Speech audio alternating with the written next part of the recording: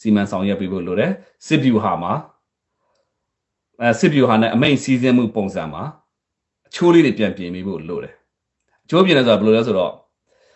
အဆင့်3ဆင့်ထားပြီးတော့အဆင့်တိုင်းမှာကိုယ်ပိုင်လွတ်လပ်ခွင့်နဲ့ကိုယ်ပိုင်လွတ်လပ်ခွင့်ချင်းတူရင်တော့မှပဲကျွန်တော်အောက်ခြေမှာတိုက်နေတဲ့စစ်တီနဲ့နေမြေကန်ကွန်မန်ဒါအဲ့ကွန်မန်ဒါမှာပို့ပြီးတော့ကိုကျွန်တော်အမိန့်အာဏာကိုပို့ပေးရမယ်အခုကခင်ဗျားတို့ကဘယ်လိုခေါ်မလဲဆိုတော့ဘာမှအသုံးမကျတဲ့အထက်ကပုံကူကအစင်စင်အမိန့်ပေးနေကြည်စံလေးဖောက်ဖို့တော့မှဆက်ပေါက်ပြီးတော့လမ်းမေးရတယ်။ကိုကဆက်ပေါက်ပြီးလမ်းမေးနေတဲ့အချိန်မှာတပုံကပြစ်လို့အခုလူကကြာသွားပြီ။နော်အားလုံးပဲမင်္ဂလာပါကျွန်တော်တို့ရဲ့ channel မှာကြိုဆိုပါရစေကျွန်တော်တို့ရဲ့ channel ကဆိုရင်မြန်မာနိုင်ငံအတွင်းလက်တလောဖြစ်ပေါ်နေတဲ့နေ့စဉ်သတင်းထူးသတင်းတွေကိုတင်ဆက်ပေးတော့မှာမို့ကျွန်တော်တို့ရဲ့ channel ကိုစောင့်မျှော်အားပေးဖို့တိုက်တွန်းအပ်ပါတယ်။ပေးတယ်ခင်ဗျားတို့ရိုက်ချိုးပါ။နောက်ဆုံးတော့တိုက်ပြီးတော့တခါမိသားစုလိုက်ဖမ်းခံရတဲ့ပုံစံမျိုးဖြစ်သွားမှာ။မိသားစုလိုက်ဖမ်းခံတာအရေးမကြီးဘူးနော်။ခင်ဗျားတို့စစ်တုံးမှန်းဖြစ်သွားတာအရေးမကြီးဘူး။အေးကဟဲ့ကောင်လေးလာခဲ့မင်းတို့ကိုဒါဗီဒီယိုထဲမှာသူတို့ဗီဒီယိုရိုက်တဲ့အချိန်နော် advertising campaign ပေါ့သိရမလားကျွန်တော်တို့ propaganda လုပ်တဲ့အချိန်တော့ခင်ဗျားတို့ဗီဒီယိုလေးရိုက်တာလာမင်းတို့ရေးတိုက်မှာလာမင်းတို့လာဆိုတဲ့ပုံစံမျိုးဟာခင်ဗျားတို့ယုံကြည်လား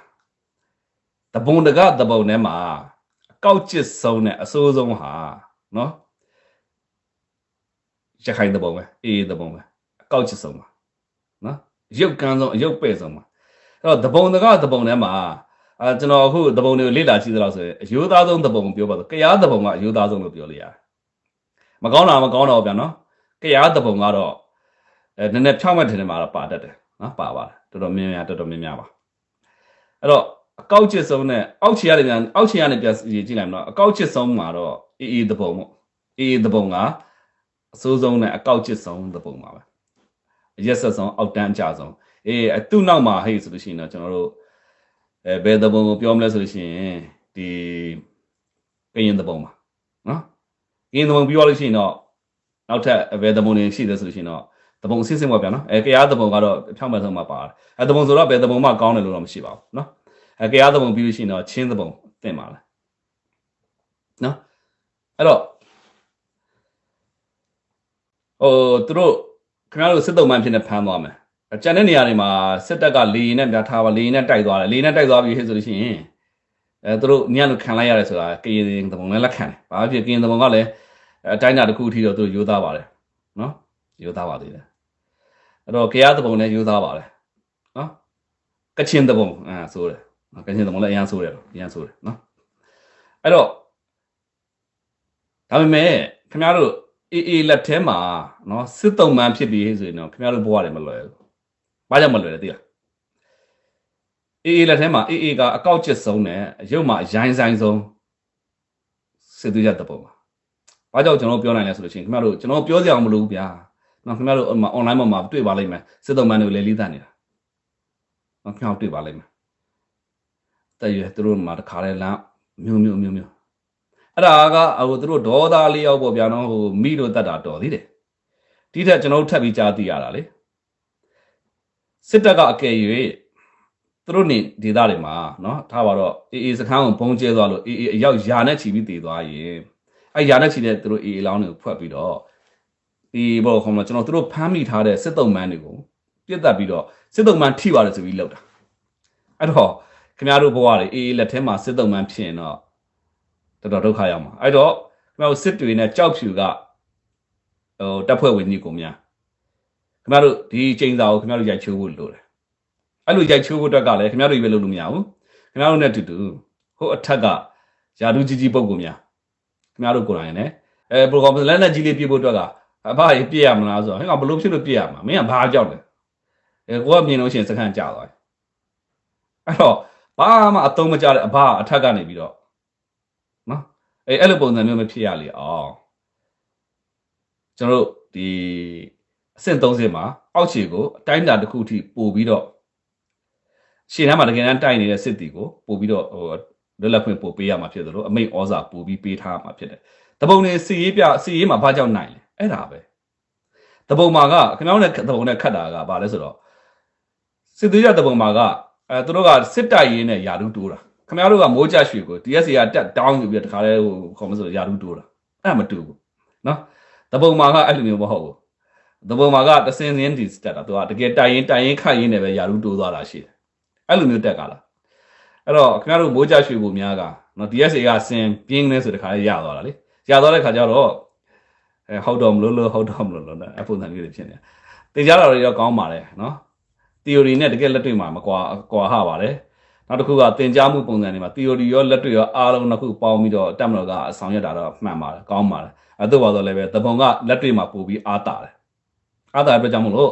့အခုကျွန်တော်ကြံနေတော့စစ်တွေကြောက်ဖြူမကြဘူးဆိုလို့ရှိရင်တော့နံပါတ်1ချက်အနေနဲ့ကျွန်တော်တို့အမိတ်စီးစင်းမှုအတိုင်းအတာကိုပြင်ရမယ်နော်အမိတ်စီးစင်းမှုအတိုင်းအတာကိုပြင်ပြီးတော့လို့ရှိရင်တော့တော်တော်များများအဆင်ပြေသွားနိုင်တယ်အဲ့တော့အခုမိတ်စီးမှုတိုင်းတာပြင်ပြီးတော့ရှင်အခုလက်ရှိအချိန်မှာအခုကျွန်တော်တို့ကြောက်ဖြူပဲဖြစ်ဖြစ်စစ်တွေပဲဖြစ်ဖြစ်အနှိမ့်ဆုံးအင်အား3000လောက်နဲ့တဖြည်းဖြည်းချုပ်လာပါချုပ်ကွက်တဲ့ကိုသူတို့ဘယ်လိုခေါ်မလဲဆိုတော့ကျုံးသွင်းနေပြီအေးကအခုဆိုရင်ကြောက်ဖြူဆိုလို့ရှိရင်အင်အား3000 4000လောက်နဲ့ဘယ်လိုခေါ်မလဲကျွန်တော်တို့ကျုံးသွင်းနေပြီနော်ကျုံးသွင်းနေပြီစစ်တွေလည်းဒါမျိုးကျုံးသွင်းနေပြီစစ်တွေရတခုကောင်းတာပါလဲဆိုတော့မညာဘူးစော်တယ်မဲမြင့်အကုန်ပြစ်တာပဲဟိုမျိုးဒီဘယ်လိုခေါ်မလဲရသေးတောင်လို့ဘာလို့ဒီလမ်းပြစ်တာနော်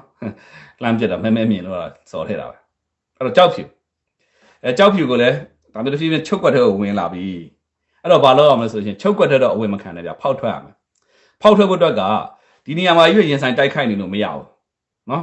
ရင်ဆိုင်တိုက်ခိုက်မရဘူးခင်ဗျားပိုသိပါလိမ့်မယ်နော်ဒီဘက်ကချုပ်နေတဲ့အချိန်မှာဒီဘက်ကနေပြီးတော့ကျွန်တော်တို့ဒီတောင်ကုတ်ဒီတကြောထိုးစစ်ပြန်ဝင်လာဖို့လိုတယ်ကျွန်တော်တို့ဒီအောက်ကဂွားဘက်ကလည်းထိုးစစ်ပြန်တက်လာဖို့လိုတယ်နော်အပေါ်ဘက်မှာရှိတဲ့မောင်တော်ဘက်ကလည်းအခုမပူနဲ့မောင်တော်ဘက်ကခင်ဗျားတို့အာစာတိုက်ပေးမှာနော်အာစာကနေတိုက်ပေးလာမှာဖြစ်တယ်ဟုတ်ပြီနော်အဲ့တော့ကျွန်တော်မကွေးဘက်ကလည်းပြန်ပြီးတော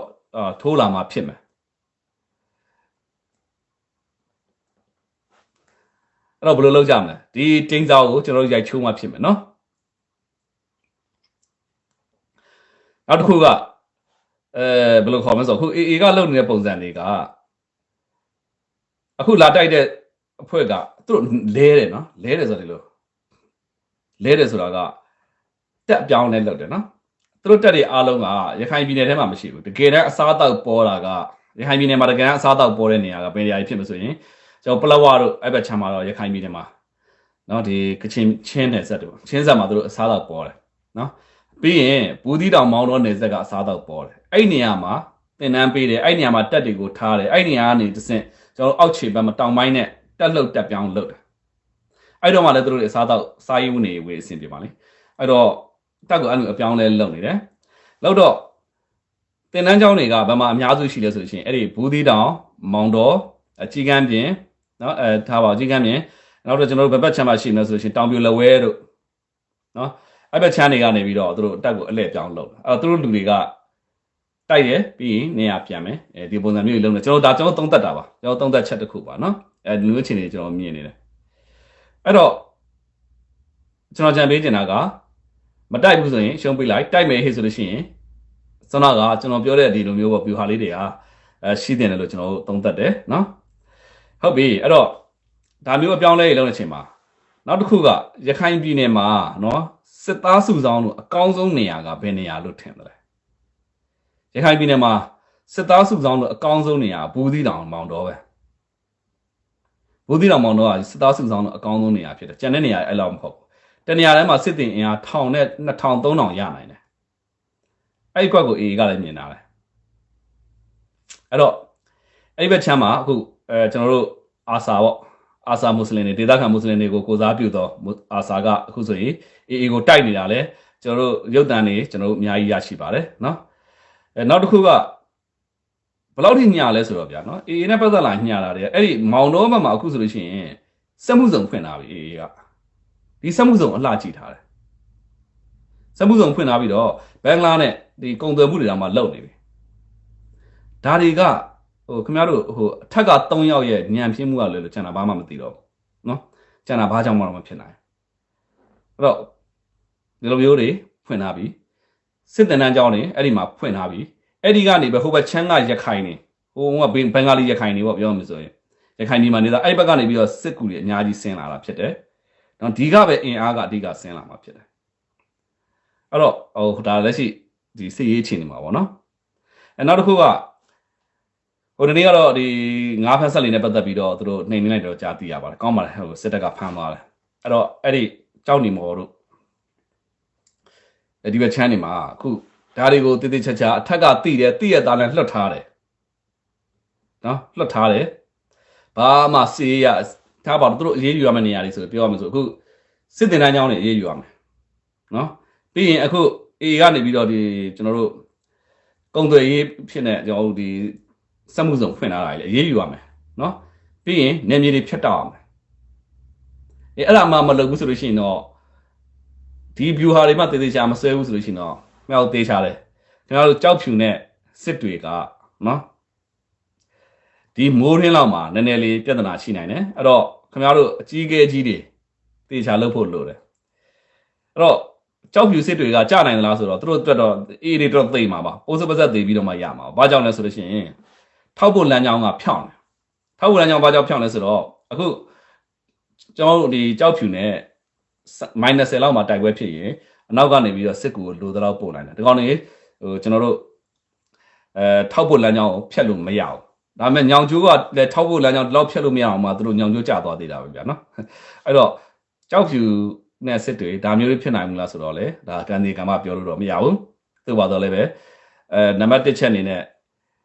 အေကိုနော်ဒီရခိုင်ပြည်နယ်ကိုနှိမ်နေတဲ့နေရာမှာရခိုင်ပြည်နယ်မှာစစ်သွေးကြွအေကိုနှိမ်နေတဲ့နေရာမှာမဟာဗျူဟာကြားနာဖို့လို့တော့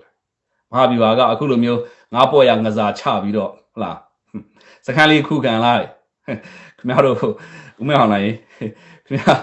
ဟိုကခင်ဗျာအင်ကြီးပါချွတ်တောင်းလိုက်မယ်နော်ဟုတ်လားအဲ့တော့အင်ကြီးပါချွတ်တောင်းလိုက်မှာဖြစ်တယ်အဲ့တော့မဟာဗျူဟာကြကြမ